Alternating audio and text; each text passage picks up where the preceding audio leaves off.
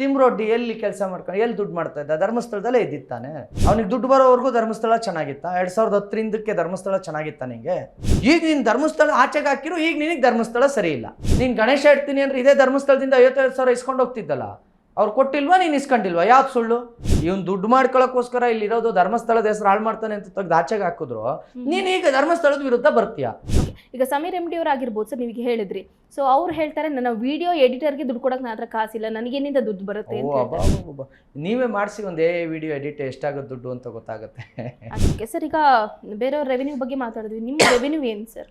ಏನು ಮಾಡ್ಕೊಂಡಿದ್ದೀರಾ? ಏನು ಕತೆ? ನೀವು ಹೇಳಿ ಜನರನ್ನ, ಮತ್ತೆ ಹೇಳಿ ಯಾರು ಸಾಧ್ಯ ಆದರೆ ಕೊಡಬೇಡಿ ಅಂತ ಹೇಳಿ ಜನರಿಗೆ, ಕೊಡಬೇಡಿ ಅವನಿಗೆ ಅಂತ ನಿಲ್ಸಿ ನೋಡೋಣ.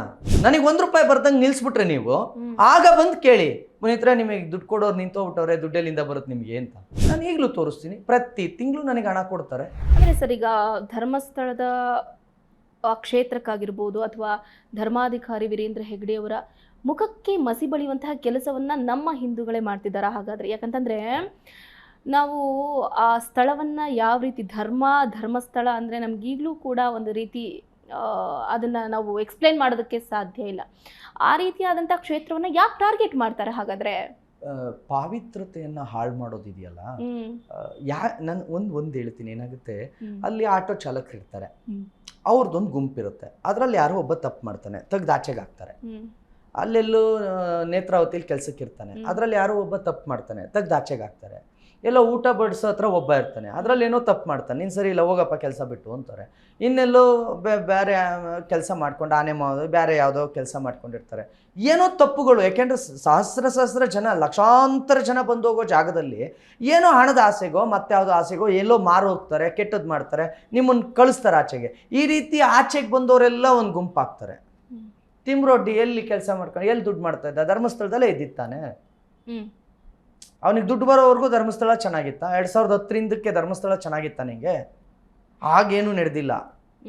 ಆಗ ನೀನು ಎಲ್ಲಿವರೆಗೂ ಧರ್ಮಸ್ಥಳದ ಜೊತೆ ಇದ್ದು ಆಗ ಧರ್ಮಸ್ಥಳ ಚೆನ್ನಾಗಿತ್ತು. ಈಗ ನೀನು ಧರ್ಮಸ್ಥಳ ಆಚೆಗೆ ಹಾಕಿರು, ಈಗ ನಿನಗೆ ಧರ್ಮಸ್ಥಳ ಸರಿ ಇಲ್ಲ. ಯಾಕೆ 2010 ಆರೋಪ ಮಾಡಲಿಲ್ಲ ನೀನು? ಯಾಕೆ ಮಾಡಲಿಲ್ಲಪ್ಪ ನೀನು? 2010 ಇದ್ದೆ ಅಲ್ವಾ ತಿಮ್ರೊಡ್ಡಿ? ಇದೇ ಧರ್ಮಸ್ಥಳದಲ್ಲಿ ಇದ್ದೆ ಅಲ್ವಾ? ಇದೇ ಧರ್ಮಸ್ಥಳದ ಕಾವಂದ್ರ ಜೊತೆ ನೀನು ಚೆನ್ನಾಗಿದ್ದೆ ಅಲ್ವಾ? ಇದೇ ನೀನು ಏನು ಲಾವಾದೇವಿ ವ್ಯವಹಾರ ಮಾಡ್ಕೊಂಡಿರ್ಲಿಲ್ವಾ ಧರ್ಮಸ್ಥಳದ ಜೊತೆಗೆ? ಇತ್ತಲ್ಲ, ನೀನು ವ್ಯವಹಾರ ಮಾಡ್ಕೊಂಡು ನಿನ್ನ ವ್ಯವಹಾರ ಇತ್ತಲ್ಲ ಧರ್ಮಸ್ಥಳದೊಟ್ಟಿಗೆ. ನೀನು ಗಣೇಶ ಇಡ್ತೀನಿ ಅಂದ್ರೆ ಇದೇ ಧರ್ಮಸ್ಥಳದಿಂದ 55,000 ಇಸ್ಕೊಂಡು ಹೋಗ್ತಿದ್ದಲ್ಲ, ಅವ್ರು ಕೊಟ್ಟಿಲ್ವಾ, ನೀನು ಇಸ್ಕೊಂಡಿಲ್ವಾ? ಯಾವ್ದು ಸುಳ್ಳು? ಯಾವಾಗ ನಿನ್ನ ಅಕ್ರಮ ವ್ಯವಹಾರಗಳನ್ನು ನೋಡಿ ಆಚೆಗಿಟ್ರೋ, ಇವನು ದುಡ್ಡು ಮಾಡ್ಕೊಳ್ಳೋಕ್ಕೋಸ್ಕರ ಇಲ್ಲಿರೋದು ಧರ್ಮಸ್ಥಳದ ಹೆಸರು ಹಾಳು ಮಾಡ್ತಾನೆ ಅಂತ ತೆಗೆದು ಆಚೆಗೆ ಹಾಕಿದ್ರು, ನೀನು ಈಗ ಧರ್ಮಸ್ಥಳದ ವಿರುದ್ಧ ಬರ್ತೀಯಾ? ಬರೋದಕ್ಕೆ ಒಂದೊಂದು ಕಾರಣ ಬೇಕಲ್ಲ ಏನಾರು. ಅದಕ್ಕೆ ಹಿಂಗೆ ಯಾವ್ಯಾವ ಪ್ರಕರಣ ಸಿಗ್ತಾವೋ ಅವನ್ನೆಲ್ಲ ಗುರಾಣಿ ಮಾಡ್ಕೊಂಡು ಬರ್ತೀರಿ. ಏನು ಮಾಡಿದ್ರು, ನೀವೆಂಥದ್ದೇ ಮಾಡಿದ್ರು ಅಪವಿತ್ರವನ್ನು, ಆ ಜಾಗವನ್ನು ಅಪವಿತ್ರ ಮಾಡಲಿಕ್ಕಾಗಲ್ಲ. ಕ್ಷಣಿಕ ಬೆಂಕಿ ಗಡ್ಡಿ ಗೀರಿದ್ರೆ ಆ ಕಡ್ಡಿ ಎಷ್ಟೊತ್ತು ಉರಿಬೋದು, ಅಷ್ಟೊತ್ತೇ ನೀವು ಉರಿಲಿಕ್ಕಾಗೋದು. ಒಂದು ಬೆಂಕಿ ಪಟ್ಟಣದಿಂದ ಕಡ್ಡಿ ತೆಗೆದು ಗೀರಿದ್ರೆ ಅದು ಎಷ್ಟೊತ್ತು ಉರಿಯುತ್ತೋ ಅಷ್ಟೊತ್ತೇ ಉರಿಯೋಕ್ಕಾಗೋದು. ಅದು ಉರಿದ ಮೇಲೆ ಅದನ್ನು ಬಿಸಾಕ್ತೀವಿ, ಅದು ಮತ್ತಿನ್ನು ಬಳಕೆಗೆ ಬರಲ್ಲ. ತಿಮ್ರೊಡ್ಡಿನೂ ಅಷ್ಟೇ, ಇನ್ನು ಬಳಕೆಗೆ ಬರಲ್ಲ. ಸಮಾಜದಲ್ಲಿ ಬೆಲೆನೂ ಇಲ್ಲ, ಗೌರವನೂ ಇಲ್ಲ. ಅದು ಉರಿಯೋ ಅಷ್ಟು ದಿನ ಉರಿಲೇಬೇಕು, ಅದರ ಸಮಯ ಎಷ್ಟಿದೆಯೋ ಅಷ್ಟು ಉರಿಯುತ್ತೆ ಅಷ್ಟೇ.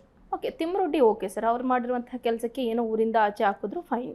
ಸೊ ಈ ಸಮೀರ್ MD ಆಗಿರ್ಬೋದು ಅಥವಾ ಗಿರೀಶ್ ಮಟ್ಟಣ್ಣನವರು, ಅವ್ರು ಯಾಕೆ ಟಾರ್ಗೆಟ್ ಮಾಡ್ತಿದ್ದಾರೆ? ಗಿರೀಶ್ ಮಟ್ಟಣ್ಣ ಈ ಧರ್ಮಸ್ಥಳದ್ದು ಸಂಘದ ವ್ಯವಹಾರದ್ದು ಧರ್ಮಸ್ಥಳದ ಸಂಘ SKDRDP ಅಂತ ಒಂದು ಸಂಘ ಇದೆ. ಅದು ಸಾಲ ಕೊಡುತ್ತೆ. ಅವನು ಎಂಟ್ರಿ ಆಗಿದ್ದು ಅಲ್ಲಿಂದ. ಆ ಸಾಲದ ವಿಚಾರದಲ್ಲಿ ಯಾರನ್ನೋ ಎದುರಿಸೋಕೆ ಹೋದ, ಅವರು ಇವಂದು ಇದ್ದಿದ್ದೇ ಯಾರು ಮೈಕ್ರೋ ಫೈನಾನ್ಸ್ ಮಾಡ್ತಾರೋ ಅವ್ರನ್ನ ಎದುರಿಸೋದು, ದುಡ್ಡು ತೊಗೊಳೋದು. ಧರ್ಮಸ್ಥಳದ ವಿರುದ್ಧನೂ ಹಿಂಗೆ ಮಾಡಿ ದುಡ್ಡು ಕೇಳೋಣ ಅಂತ ಹೋದ. ಅವರು ದುಡ್ಡು ಕೊಡೋದ, ಅವ್ರು ಸಾಲ ಕೊಡ್ತಾ ಇರೋದೇ ಹೆಚ್ಚು ಜನರಿಗೆ. ಇವನು ಅದರಲ್ಲಿ ಹೋಗಿ ಏನೋ ಕಿರಿಕ್ ಮಾಡೋಕ್ಕೆ ಹೋದ್ರೆ ಬಿಡ್ತಾರ? ಆಗಿಲ್ಲ, ಅಲ್ಲಿ ಯಶಸ್ಸು ಕಾಣಲಿಲ್ಲ. ಇವರೆಲ್ಲ ಒಟ್ಟಾಗಿ ಸಮೀರ್ ಅನ್ನೋರನ್ನ, ಈ ನಾಜ್ಮಾ ಅನ್ನೋ ಒಬ್ಳು ನಜ್ಮಾ, ಆ ಮುಖಾಂತರ ಎಲ್ಲ ಮೀಟಿಂಗ್ ಮಾಡಿಕೊಂಡು ಸಮೀರ್ನ ಬಳಸ್ಕೊಂಡಿದ್ದು. ಸಮೀರ್ ಸಿಕ್ಕಿದ್ದು, ಸಮೀರ್ಗೆ ಫಂಡ್ ಬರ್ತಿದೆ ಅಂತ ಹೇಳಿ ಇದೆ.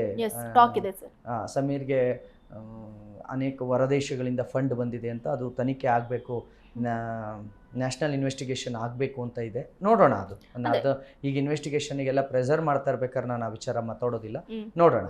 ಓಕೆ, ಈಗ ಸಮೀರ್ MD ಅವ್ರು ಆಗಿರ್ಬೋದು ಸರ್, ನೀವೀಗ ಹೇಳಿದ್ರಿ. ಸೊ ಅವ್ರು ಹೇಳ್ತಾರೆ ನನ್ನ ವಿಡಿಯೋ ಎಡಿಟರ್ಗೆ ದುಡ್ಡು ಕೊಡೋಕೆ ನನ್ನ ಹತ್ರ ಕಾಸಿಲ್ಲ, ನನಗೇನಿಂದ ದುಡ್ಡು ಬರುತ್ತೆ ಅಂತ ಹೇಳ್ತಾರೆ. ನೀವೇ ಮಾಡಿಸಿ ಒಂದು ವಿಡಿಯೋ ಎಡಿಟ್ ಎಷ್ಟಾಗುತ್ತೆ ದುಡ್ಡು ಅಂತ ಗೊತ್ತಾಗುತ್ತೆ.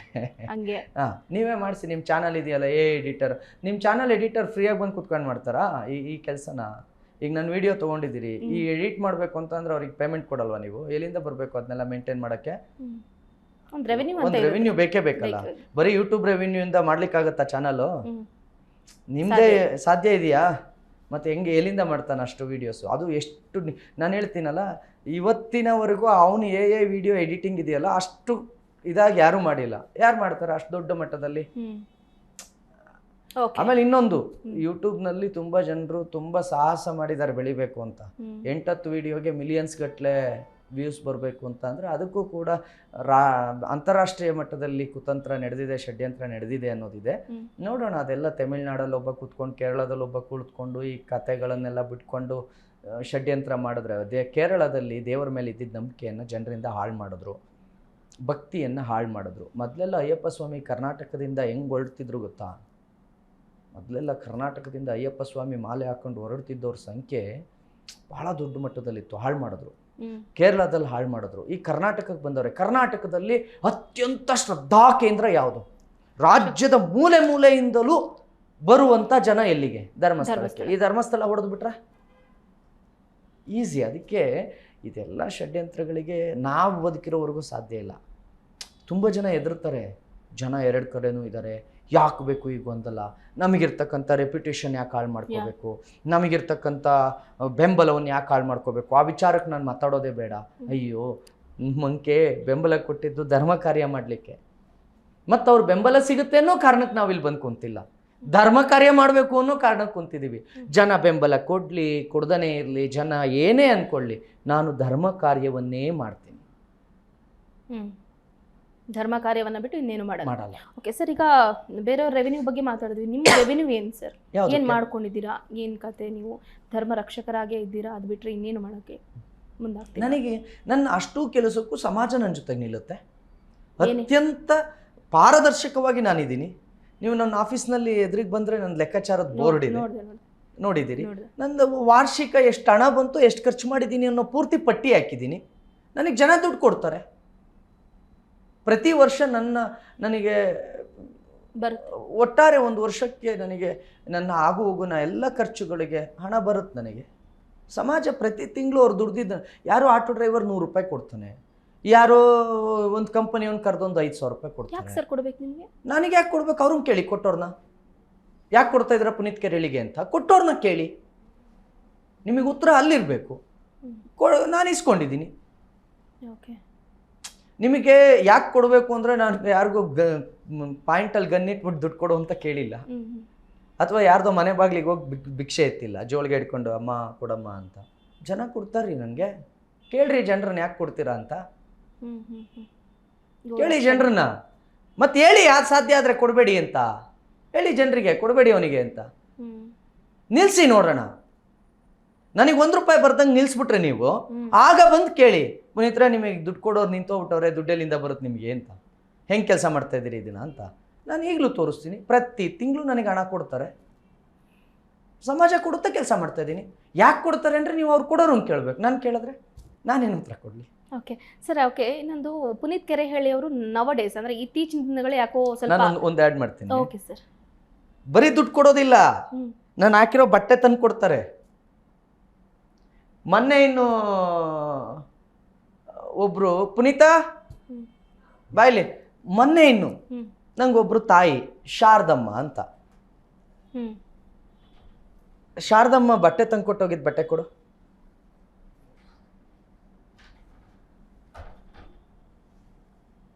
ಶಾರದಮ್ಮ ಅಂತ ಒಬ್ರು ಬಂದರು. ಮಗ, ನಾನು ನಿನ್ನ ನೋಡ್ತಾನೆ ಇರ್ತೀನಿ, ನಾನು ನಿನಗೆ ಸಂಪೂರ್ಣ ಬೆಂಬಲ ಇದೆ ಮಗ, ಬಟ್ಟೆ ಹೊಲಿಸ್ಕೊ ಅಂತ ಬಟ್ಟೆ ತಂದು ಕೊಟ್ಟೋಗಿದ್ದಾರೆ. ಊಟ ತಂದು ಕೊಡ್ತಾರೆ. ಯಾಕೆ ಕೊಡ್ತಾರೆ ಅಂತ ನೀವು ಅವ್ರನ್ನ ಕೇಳಬೇಕು. ಈಗ ಬಟ್ಟೆ ತಂದು ಆಫೀಸ್ ತನಕ ಹುಡ್ಕೊಂಡು ನಾನಿರಲಿಲ್ಲ, ನಾನು ಇಲ್ಲದೆ ಇದ್ದಾಗ ನನ್ನ ಕೈಗೆ ಇಲ್ಲಿ ಬಂದು ಪುನೀತಂಗೆ ಕೊಡಿ ಅಂತ ಹೇಳ್ಬಿಟ್ಟು ಬಟ್ಟೆ ಕೊಟ್ಟೋಗೋರಲ್ಲ, ಎಲ್ಲಿಂದನೂ ಕೊರಿಯರ್ ಮಾಡಿ ಪಂಚೆ ಶರ್ಟ್ ಕಳಿಸ್ತಾರಲ್ಲ, ಅವ್ರನ್ನ ಕೇಳಿಬೇಕು ನೀವು, ಯಾಕೆ ಕಳಿಸ್ತೀರಾ ಪುನೀತ್ಗೆ ಅಂತ. ಇಲ್ಲಿ ನೋಡಿ, ಇದು ಬಟ್ಟೆ ಅಲ್ವಾ?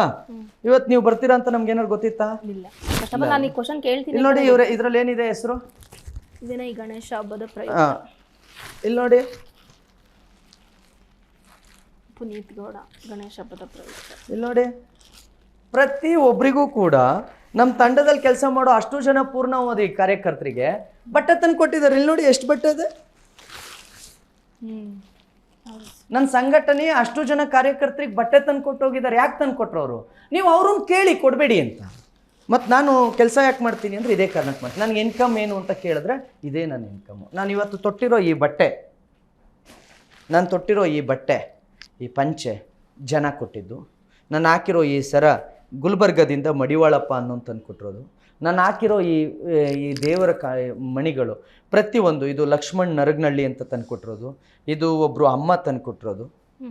ಪ್ರತಿ ಈಗ ತಂದು ಕೊಡ್ತಾರೆ ಪ್ರೀತಿಯಿಂದ, ನಾನು ಹಾಕ್ಕೊಂಡಿದ್ದೀನಿ. ತಂದು ಕೊಡ್ತಾರೆ, ಆಫೀಸ್ ಮಾಡಿಕೊಟ್ಟಿದ್ದಾರೆ, ಮಾಡ್ಕೊಂಡಿದ್ದೀನಿ. ಕಾರ್ಯಾಲಯ ಮಾಡಿಕೊಟ್ಟಿದ್ದಾರೆ, ತಿನ್ನೋಕೆ ಅನ್ನ ಕೊಟ್ಟಿದ್ದಾರೆ, ತೊಡೋಕೆ ಬಟ್ಟೆ ಕೊಟ್ಟಿದ್ದಾರೆ. ನಾನು ಸಮಾಜದ ಮಗ, ಕೊಟ್ಟಿದ್ದಾರೆ ಅಷ್ಟೇಪ್ಪ. ನೀವು ನನಗೆ ನಿಮ್ಮ ಮೂಲ ಯಾವುದು ಅಂತ ಕೇಳಿದಾಗ ಹೇಳಬೇಕಿತ್ತು, ಹೇಳಿದ್ದೀನಿ.